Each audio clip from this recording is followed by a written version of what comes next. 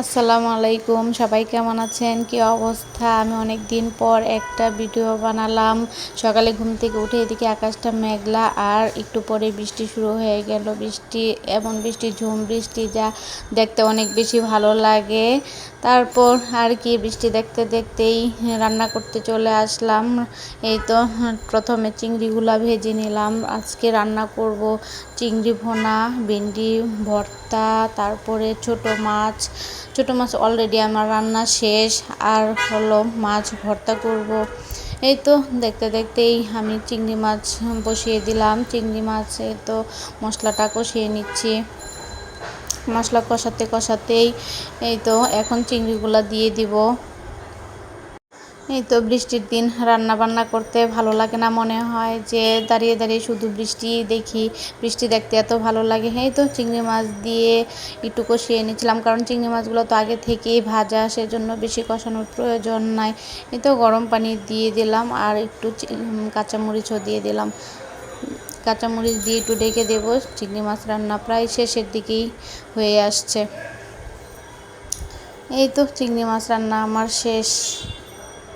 চিংড়ি মাছ খেতে কার কার ভালো লাগে? আমার তো চিংড়ি মাছ খেতে অনেক বেশি ভালো লাগে। চিংড়ি মাছ হওয়ার আগে একটু ভাজা জিরাও দিয়ে দিলাম। আমার ঘরে শুধু চিংড়ি মাছ সায়ান আর আমি খাই, রাইসা আর তার বাবা চিংড়ি মাছ তেমন একটা খায় না।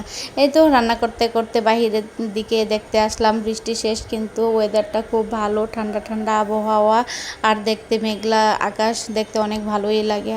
এই তো তারপরে মাছ ভর্তা করার জন্য মাছের মরিচ আর পেঁয়াজ সব কিছুই ভেজে নিলাম।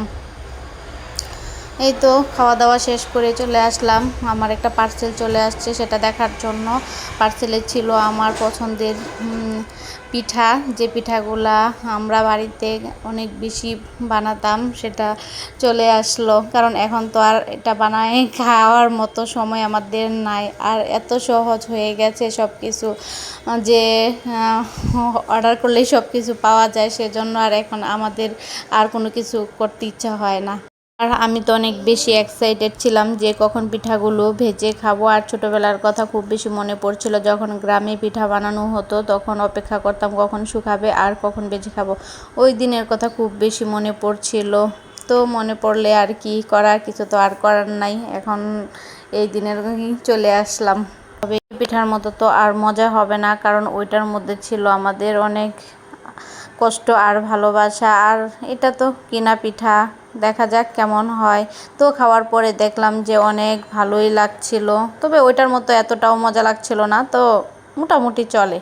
তো এই তো ভাজতে ভাজতে আমার ভিডিও প্রায় শেষের দিকে। তো সবাই ভালো থাকবেন, সুস্থ থাকবেন। এই তো এই চিপস পিঠাটাও অনেক ভালো ছিল আর খেতে অনেক মজাদার ছিল। আল্লাহ হাফেজ।